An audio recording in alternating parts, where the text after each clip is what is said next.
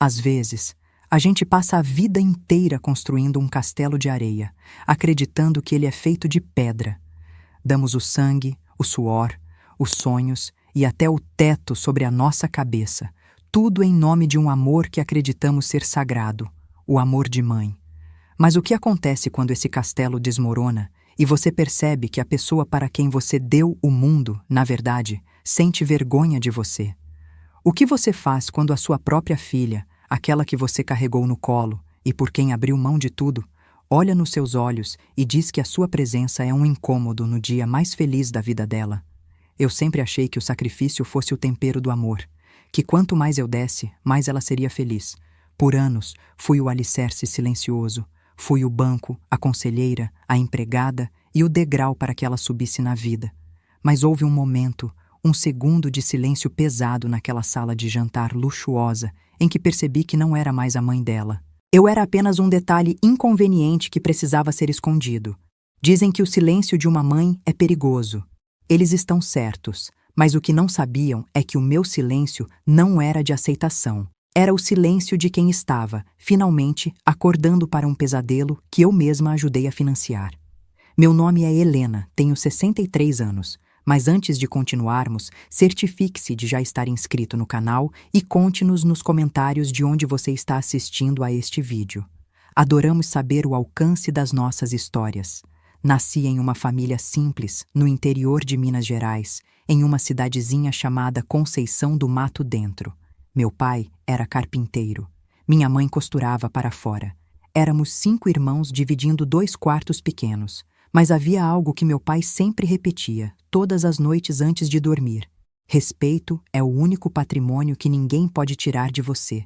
Cuide dele como se fosse ouro. Eu cresci ouvindo isso. Cresci acreditando que, se você fosse honesta, trabalhadora e tratasse as pessoas com dignidade, a vida seria justa com você. Quando tinha 18 anos, me mudei para Belo Horizonte. Consegui um emprego como auxiliar de limpeza em um hospital. Foi lá que conheci o Alberto. Ele era enfermeiro, um homem calmo, trabalhador, com um sorriso que iluminava o corredor inteiro. Nos apaixonamos. Casamos 6 meses depois, em uma cerimônia simples na igreja do bairro. Eu usava um vestido emprestado da minha irmã. Alberto usava o terno do casamento do irmão dele. Mas estávamos felizes. Felizes de verdade. 2 anos depois, nasceu a Vanessa. Eu nunca vou esquecer o dia em que segurei ela pela primeira vez. Aquele rostinho pequeno, os olhos fechados, os dedinhos minúsculos agarrados no meu indicador. Naquele momento, jurei para mim mesma: minha filha nunca vai passar pelas dificuldades que eu passei. Ela vai ter tudo que eu não tive. Ela vai ser alguém na vida. E foi assim que comecei a construir o castelo. Trabalhava no hospital durante o dia. À noite, costurava roupas para as vizinhas. Alberto fazia plantões extras. Economizávamos cada centavo. Vanessa cresceu em um lar simples, mas nunca faltou nada. Ela tinha os cadernos mais bonitos da escola, as roupas mais limpas, os livros que precisava. Quando ela tinha 10 anos, Alberto sofreu um acidente de moto voltando de um plantão. Ele não resistiu. Meu mundo desabou. Mas eu tinha uma filha que precisava de mim. Então sequei as lágrimas, vesti o luto e voltei ao trabalho. Peguei mais turnos, mais costuras. Comecei a fazer faxinas nos fins de semana. Vanessa nunca percebeu a falta que o pai fazia financeiramente, porque eu não deixei. Ela estudava em uma escola particular, tinha aulas de inglês, fazia natação, tudo que eu nunca tive, e eu me orgulhava disso. Minha filha vai ser doutora, eu dizia para as vizinhas com o peito estufado de orgulho. Ela vai ter uma vida que eu nunca sonhei. E Vanessa sempre foi uma menina brilhante. Tirava notas altas, era dedicada, ambiciosa. Quando passou no vestibular de medicina, chorei de alegria. Foi o dia mais feliz da minha vida. Trabalhei ainda mais para pagar a faculdade particular. Vendia bolos nos fins de semana, fazia quitandas para festas. Não importava o cansaço.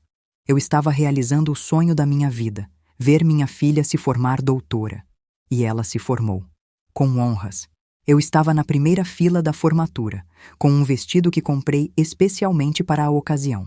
Simples, mas limpo e bem passado. Quando chamaram o nome dela, gritei de orgulho. Algumas pessoas olharam com desaprovação. Mas eu não me importei. Era a minha filha, a minha conquista, a minha vida. Mas foi depois da formatura que as coisas começaram a mudar. Vanessa começou a trabalhar em uma clínica particular, em um bairro nobre de São Paulo. Ela passou a conviver com pessoas de outro mundo. Médicos, filhos de médicos, advogados, empresários. E aos poucos o olhar que ela tinha para mim começou a mudar. Não era mais um olhar de gratidão, era um olhar de vergonha. A primeira vez que percebi foi quando ela me pediu para não ir buscá-la no trabalho. Mãe, é que o trânsito é complicado, ela disse. Melhor eu pegar um Uber. Depois foi quando ela me pediu para não ligar para o celular dela durante o expediente. É que fica estranho atender chamadas pessoais na frente dos pacientes, ela explicou. Mas o pior foi quando ela começou a me corrigir. O jeito que eu falava, as palavras que eu usava. Mãe, não é nós vai, é nós vamos. Mãe, não conta essas histórias do interior para os meus amigos, eles não vão entender. Mãe, quando tivermos visitas, é melhor você ficar no quarto. Cada correção era uma facada, mas eu engolia, porque eu achava que era para o bem dela, que ela estava crescendo, evoluindo, e que eu, como mãe, precisava me adaptar. O ponto de virada começou há 3 anos. Vanessa tinha 35 anos, eu, 60. Ela veio até mim, os olhos brilhando de emoção. Mãe, eu encontrei o apartamento perfeito. Era em um bairro nobre de São Paulo. Um prédio com portaria 24 horas, piscina, academia, 3 quartos, 3 banheiros, varanda gourmet com churrasqueira. É a oportunidade da minha vida, mãe, ela disse segurando minhas mãos, mas eu não tenho dinheiro suficiente para a entrada. Meu coração apertou. Eu sabia o que vinha a seguir. A casa aqui está em seu nome, né, mãe? Se a gente vender, dá certinho para a entrada e ainda sobra um pouco. A casa. Aquela casa onde eu morei por 30 anos, onde o Alberto e eu criamos a Vanessa, onde havia as marcas do crescimento dela no batente da porta da cozinha, onde eu tinha plantado as roseiras do quintal, onde cada canto tinha uma memória. Mas Vanessa, comecei. Mãe, você vai morar comigo. Ela me cortou, animada. Vai ter um quarto lindo, só seu, com banheiro privativo. Vai ser maravilhoso. Ela sorria tanto. Parecia tão feliz. E eu queria tanto que ela fosse feliz. Tá bom, filha, eu disse. Vamos vender. E assim eu vendi. Vendi a casa onde vivi minha vida inteira. Vendi as memórias do Alberto. Vendi o quintal onde Vanessa aprendeu a andar. Entreguei todo o dinheiro para ela. 320 mil reais. Era tudo que eu tinha no mundo. Mãe, você é a melhor mãe do mundo, ela disse, me abraçando. Prometo que vou cuidar de você para sempre. Acreditei. Como uma idiota, acreditei. Nos mudamos para o apartamento novo 2 meses depois. E logo descobri que o quarto lindo era o menor de todos. O quartinho de empregada, nos fundos, sem janela, com um banheiro minúsculo que mal cabia um chuveiro. É que os outros quartos são para quando tivermos visitas, mãe, Vanessa explicou. Você entende, né? Entendi. Entendi que eu era a empregada da casa, não a mãe, a empregada. Comecei a pagar o condomínio, a conta de luz, a internet, o gás, as compras do supermercado. Vanessa dizia que era justo, já que eu morava lá, mas o apartamento era meu dinheiro, todo ele. Ela não contribuiu com 1 centavo. Eu cozinhava, limpava, lavava, passava. E quando ela tinha amigos em casa, eu era orientada a ficar no meu canto para não atrapalhar a conversa. Uma vez tentei sentar na sala enquanto ela recebia um grupo de colegas médicos. Ela me lançou um olhar cortante. Depois me chamou na cozinha. Mãe, por favor, ela sussurrou irritada. Eles estão falando de trabalho, coisas que você não entende. Fica no quarto, vai. Voltei para o meu quartinho, fechei a porta e chorei. Mas não era só isso. Vanessa começou a me tratar com desdém na frente dos outros. Quando alguém perguntava quem eu era, ela dizia: Ah, é a Helena. Ela mora aqui comigo. Nunca minha mãe. Sempre a Helena. Como se fôssemos colegas de apartamento. E o pior, ela começou a me vestir. Mãe, essa roupa não combina com o estilo do apartamento, ela dizia.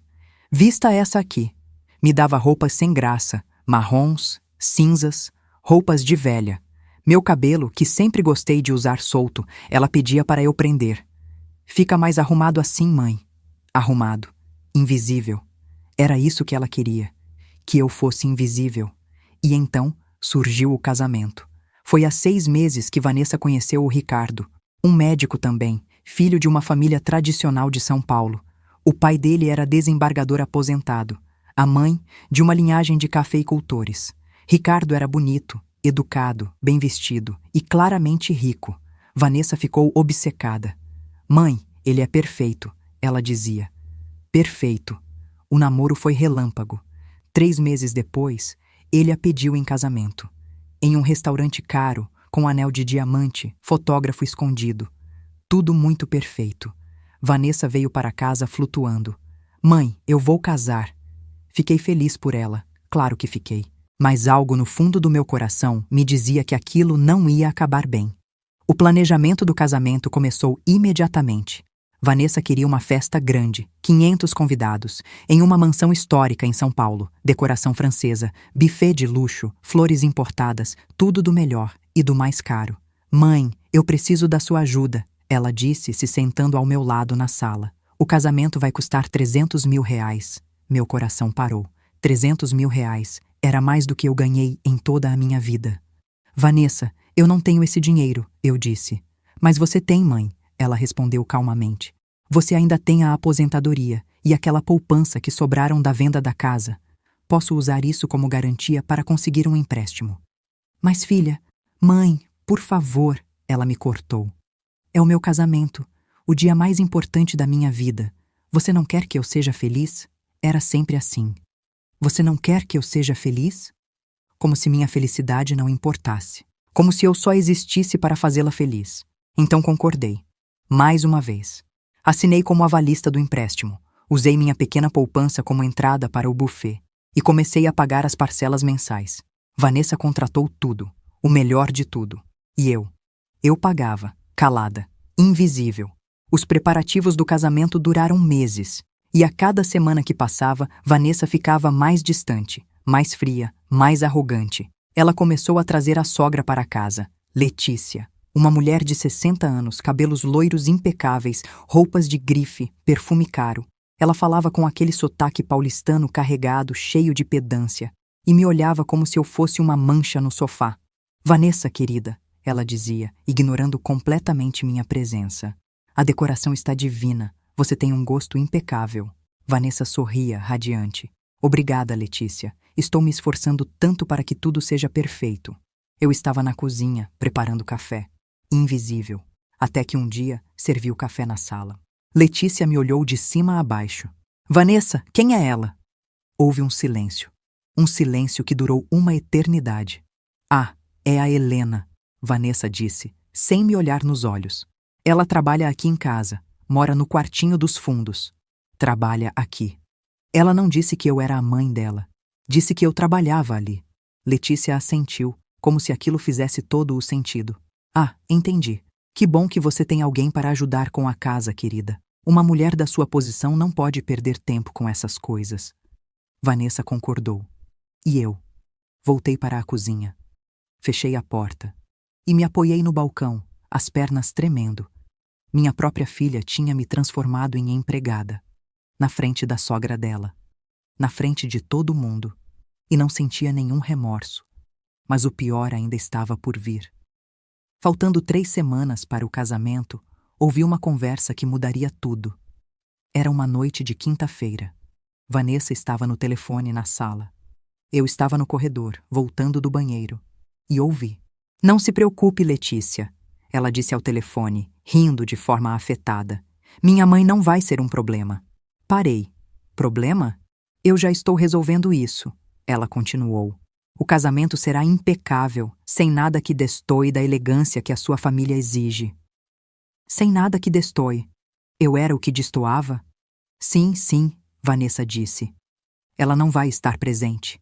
Encontrei uma forma de afastá-la. Uma viagem de última hora. Ela vai entender. Meu coração disparou. Afastar? Ela estava planejando me afastar do próprio casamento? Exato, Letícia. Não quero constrangimentos. A senhora sabe como é. Pessoas simples às vezes não se adaptam bem a ambientes refinados. Pessoas simples. Eu, a mãe dela. De qualquer forma, no convite já resolvi essa questão, Vanessa disse, baixando a voz. Coloquei que minha mãe faleceu há alguns anos. Foi mais fácil assim. Evita perguntas. Senti o chão sumir dos meus pés. Ela tinha me matado, no papel, para a família do noivo. Eu estava morta. Obrigada pelo apoio, Letícia. A senhora é uma sogra maravilhosa. Até amanhã. Ela desligou. Fiquei paralisada no corredor. Minha filha tinha me apagado. Não só me afastar do casamento, mas me matar, fingir que eu não existia, que nunca existiu. E o silêncio que se seguiu foi o mais doloroso da minha vida. Mas foi também o silêncio que me acordou, porque naquele momento tomei uma decisão. Se ela queria que eu estivesse morta, então as contas que eu pagava também iam morrer para ela, e o castelo de mentiras que ela construiu ia desmoronar. Na manhã seguinte, Vanessa acordou como se nada tivesse acontecido. Entrou na cozinha, me deu um beijo rápido na bochecha. Bom dia, mãe. Dormiu bem? Olhei para ela. Aquele rosto que eu tanto amava. Aqueles olhos que eu via desde bebê. E não reconheci ninguém ali. Dormi, respondi secamente. Ela nem percebeu o tom. Estava ocupada demais mexendo no celular, verificando os últimos detalhes do casamento. Mãe, lembrei de uma coisa, ela disse, sem tirar os olhos da tela. Você anda tão cansada ultimamente? Eu me preocupo com a sua saúde. Fiquei em silêncio. Sabe o que eu acho? Ela continuou. Que talvez o dia do casamento seja demais para você. Muita gente, música alta, você sabe, é cansativo. Ela finalmente me olhou, com aquele sorriso falso, aquele sorriso que eu agora reconhecia como pura manipulação. Então eu tive uma ideia, ela disse.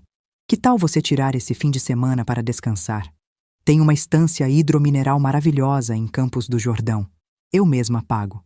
Você relaxa, faz umas massagens, foge de toda essa confusão.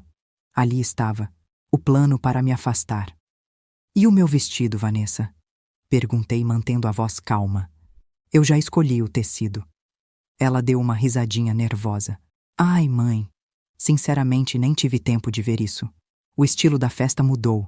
É algo muito mais minimalista, sabe? Talvez aquele seu modelo fique meio fora de contexto. Fora de contexto. Eu, a mãe dela. Fora de contexto no casamento da própria filha. Então é isso? Perguntei. Você quer que eu não vá ao seu casamento? Vanessa suspirou, como se eu estivesse sendo dramática. Mãe, não é isso. É só que, olha, vou ser sincera com você. O mundo do Ricardo é diferente do nosso. A família dele é tradicional. Eles valorizam a linhagem, a postura. E eu não tenho postura, completei por ela. Não é isso, ela disse, a voz subindo um tom. É que você é uma mulher simples, mãe, e não tem nada de errado nisso. Mas no dia do casamento, preciso que tudo seja perfeito. E a perfeição não combina com o seu jeito, com o meu jeito. O jeito de uma mulher que trabalhou a vida inteira para dar tudo a ela. O jeito de uma mulher que vendeu a própria casa para ela ter um apartamento. O jeito de uma mulher que estava pagando o casamento dela.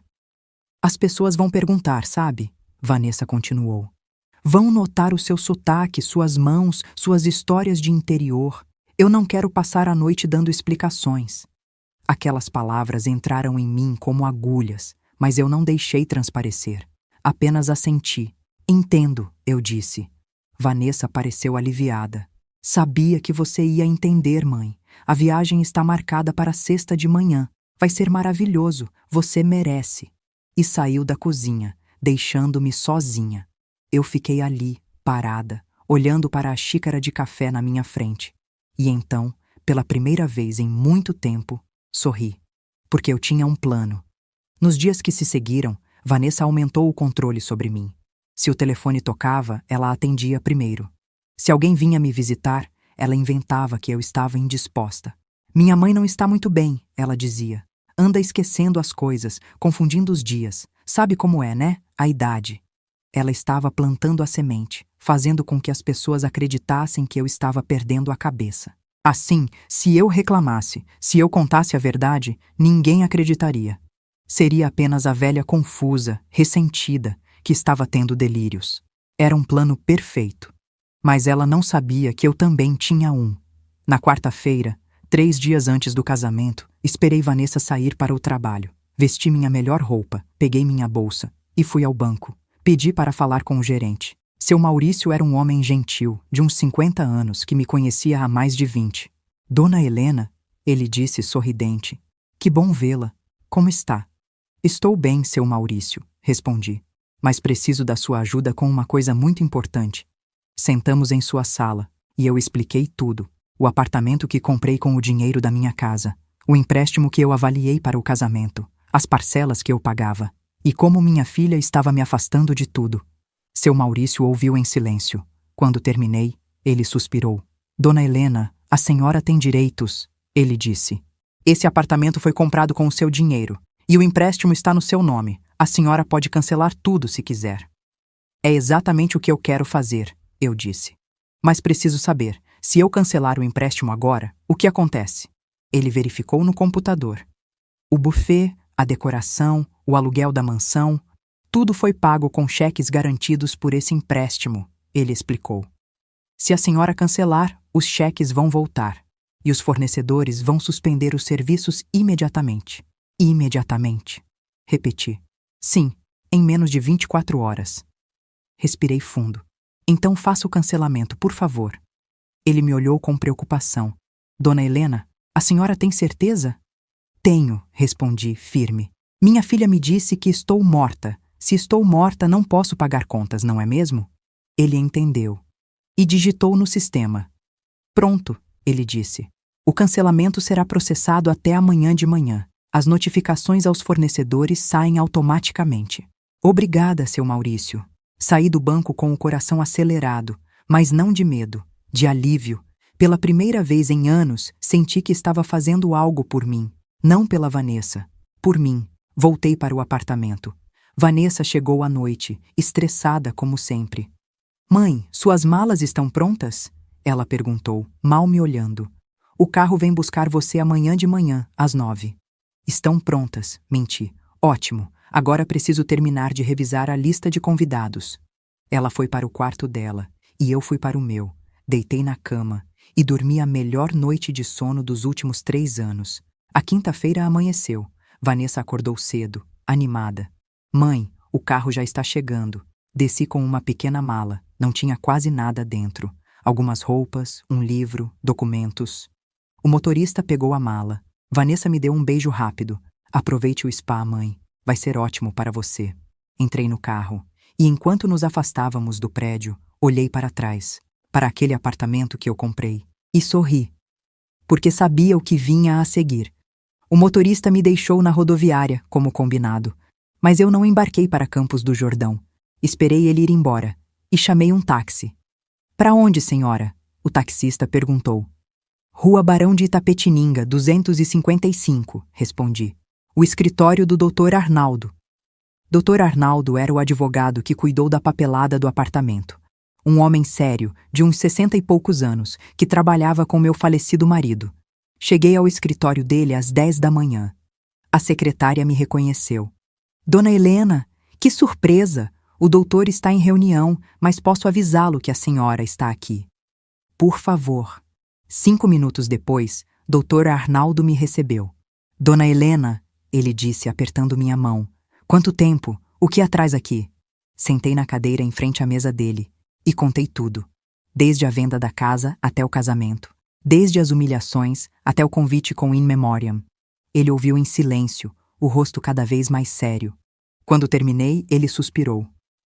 Dona Helena, a senhora tem todo o direito de revogar esse apartamento, ele disse. Mas preciso avisá-la. Se fizermos isso, o impacto na vida da Vanessa será devastador.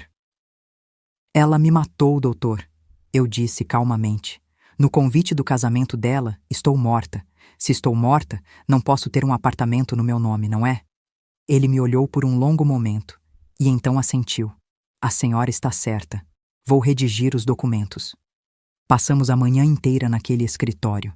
Dr. Arnaldo redigiu uma notificação judicial de reversão de propriedade, uma ordem de bloqueio das contas do empréstimo e um ofício para o cartório de registro de imóveis.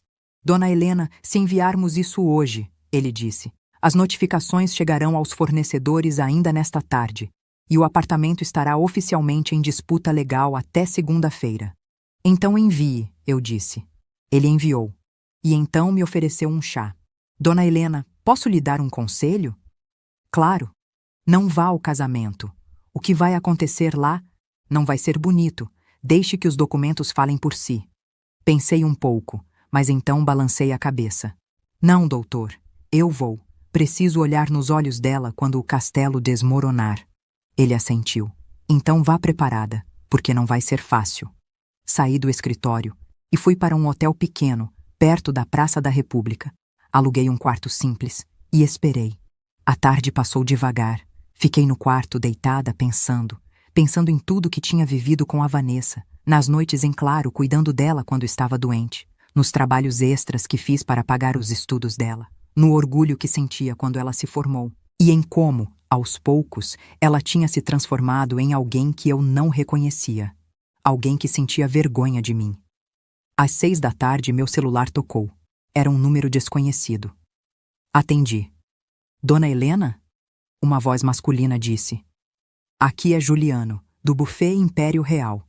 A senhora é a avalista do contrato da festa da doutora Vanessa, correto? Sou, respondi. Então, temos um probleminha. O cheque que usamos para garantir o serviço voltou. Houve algum erro? Não houve erro, eu disse calmamente. Eu cancelei o empréstimo. Houve um silêncio. A senhora cancelou? Sim. Mas a festa é amanhã. Nós já preparamos tudo. São 500 convidados. Não é mais problema meu, eu disse. Boa noite. E desliguei. 15 minutos depois, meu celular começou a explodir. Mensagens de Vanessa, ligações de Vanessa. Mas eu não atendi. Li as mensagens. Mãe, o que você fez? Liga para mim agora. O buffet cancelou. A decoração cancelou. Você enlouqueceu? Você vai destruir o meu casamento. Liga para mim, mãe, pelo amor de Deus. Desliguei o celular e dormi. A sexta-feira amanheceu. O dia do casamento. Acordei cedo. Tomei um banho demorado. Vesti o vestido que tinha separado. Um vestido de linho azul marinho, simples mas elegante. Penteei o cabelo. Coloquei um batom discreto. E olhei no espelho. Pela primeira vez em anos, gostei do que vi. Não era a empregada Helena. Era a Helena, a mulher que lutou a vida inteira. A mulher que merecia respeito. Saí do hotel às 5 da tarde. O casamento estava marcado para as 7. Peguei um táxi. Mansão dos Arcos, na Avenida Paulista, eu disse. A senhora vai para um casamento? O taxista perguntou simpático. Vou, respondi. Um casamento muito importante. Chegamos à mansão às 6h30. Era um casarão histórico, lindo, iluminado com luzes douradas. Seguranças na porta, carros luxuosos entrando e saindo. Tudo muito perfeito. Paguei o táxi e desci. O segurança me parou. Boa noite, senhora. Convite, por favor. Não tenho convite, eu disse. Então não pode entrar, me desculpe. Eu sou a mãe da noiva, eu disse calmamente. Ele franziu a testa. A mãe da noiva? Sim. Ele pegou o rádio. Base, tem uma senhora aqui dizendo que é a mãe da noiva. Pode confirmar? Houve um silêncio. Então uma voz respondeu. A mãe da noiva está falecida. Deve ser algum engano. Falecida. Olhei para o segurança. Pode ligar para a Vanessa e perguntar se Helena, a mãe dela, está morta mesmo. Ele hesitou, mas pegou o celular e ligou.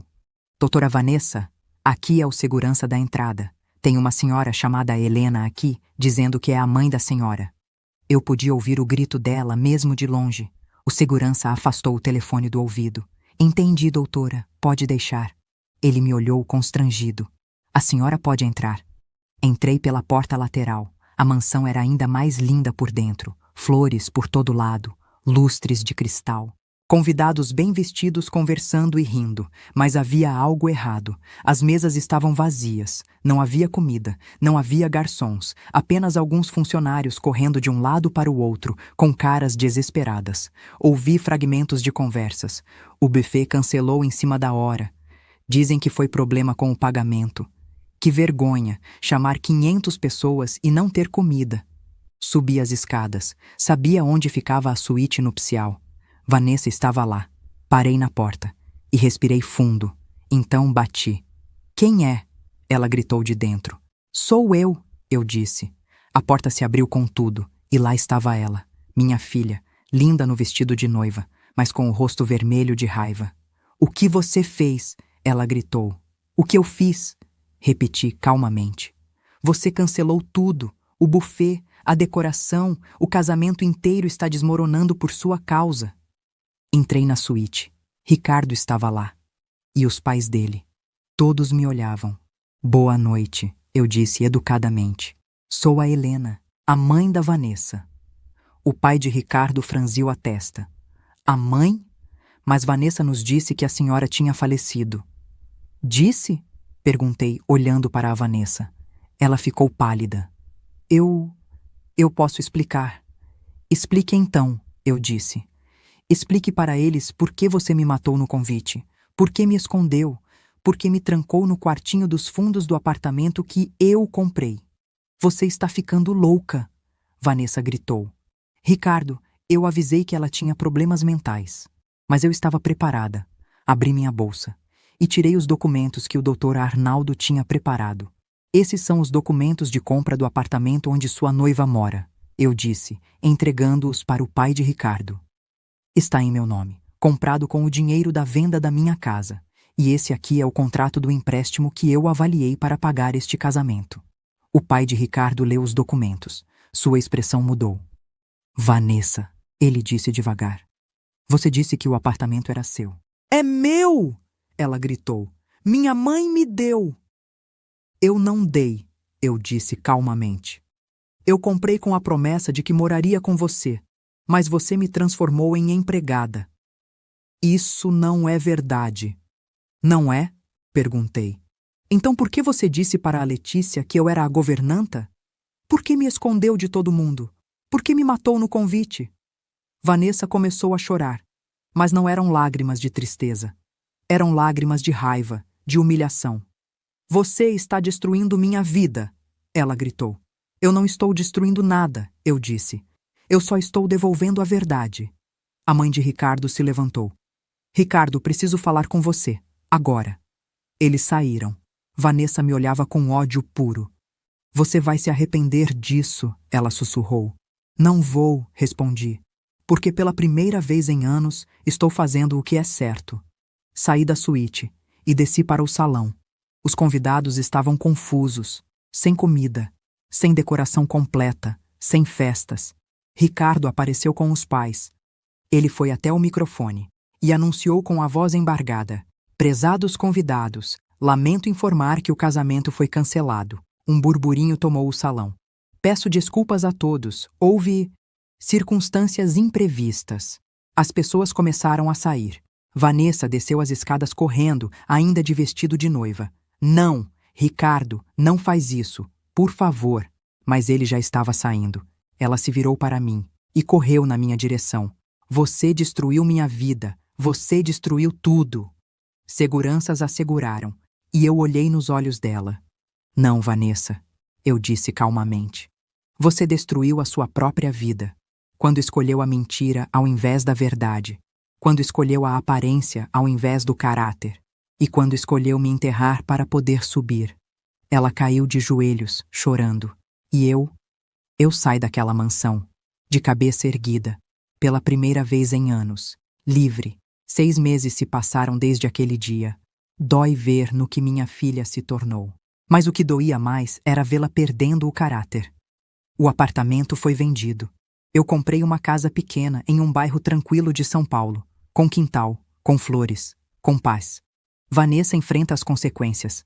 Sem o dinheiro que eu sustentava, sem o casamento que a elevaria socialmente, ela teve que reconstruir a vida. Voltou a trabalhar em clínicas populares, mudou-se para um apartamento pequeno, simples. No começo, ela me mandava mensagens de ódio. Você arruinou minha vida. Espero que esteja feliz. Você é a pior mãe do mundo. Eu não respondia. Mas depois de 4 meses, as mensagens mudaram. Mãe, eu estava errada. Me desculpe. Eu não sabia o que estava fazendo. Ainda não respondi, porque perdão não é algo que se dá de imediato, é algo que se constrói, e ela precisa provar, não com palavras, mas com ações, que mudou de verdade. Há 2 semanas, ela apareceu na porta da minha casa, sem avisar. Tocou a campainha, abri a porta, e lá estava ela, sem maquiagem, cabelo preso, roupa simples, e nos olhos. Nos olhos havia algo que eu não via há anos. Humildade. Oi, mãe, ela disse com a voz baixa. Posso entrar? Hesitei, mas então dei um passo para o lado. Pode. Ela entrou, sentou-se na sala, e ficamos em silêncio por um longo tempo. Eu fiz um café, ela disse. Não ficou igual ao seu, mas lembrei da senhora. Olhei para ela, e pela primeira vez em anos vi minha filha. Não a Vanessa doutora, arrogante, pedante, mas a Vanessa, a menina que eu criei. Eu não espero que me perdoe, ela disse, lágrimas escorrendo. Não agora, talvez nunca, mas eu preciso que saiba que eu estou envergonhada do que fiz, de quem me tornei. Não respondi, apenas ouvi. Eu perdi tudo, mãe, ela continuou. O casamento, o apartamento, a reputação, e percebi que a única coisa que eu realmente tinha era a senhora, e eu joguei fora. Ela limpou as lágrimas. Não estou pedindo perdão, não mereço, mas queria que soubesse que estou tentando ser uma pessoa melhor, uma pessoa que a senhora possa, um dia, ter orgulho de novo. Fiquei em silêncio, e então, lentamente, coloquei minha mão sobre a dela. Vanessa, eu disse. Perdão não é algo que se dá de uma hora para outra. É um caminho longo, mas eu ainda te amo. E se você realmente mudou, se você realmente aprendeu, então talvez um dia possamos reconstruir isso. Ela assentiu, chorando. Obrigada, mãe. Ela ficou por 1 hora. Tomamos café, conversamos. Ainda há um abismo entre nós, mas pela primeira vez há uma ponte sendo construída. Hoje, 6 meses depois, vivo em paz. Tenho meu quintal com flores. Tenho minhas vizinhas que me chamam pelo nome. Tenho minha dignidade de volta. Vanessa ainda está aprendendo. Ainda está pagando pelos erros. Mas está tentando. E isso, por enquanto, é suficiente. Porque o amor de mãe não é aceitar abusos. É ensinar que a dignidade não tem preço. É mostrar que respeito é a base de qualquer relação. E que, se você corta a raiz para voar, acaba secando no ar. Eu não fiz por vingança. Fiz por amor. Amor por mim mesma. Amor pela verdade. E amor pela filha que eu criei. Porque às vezes, a maior demonstração de amor é dizer não. E deixar que as consequências ensinem o que as palavras não conseguiram. Se essa história tocou seu coração, conte-me nos comentários. Você teria tido essa mesma força para dar esse limite necessário a um filho? Ou teria feito diferente, acreditando que o amor de mãe deve suportar tudo? Quero muito ler a sua opinião.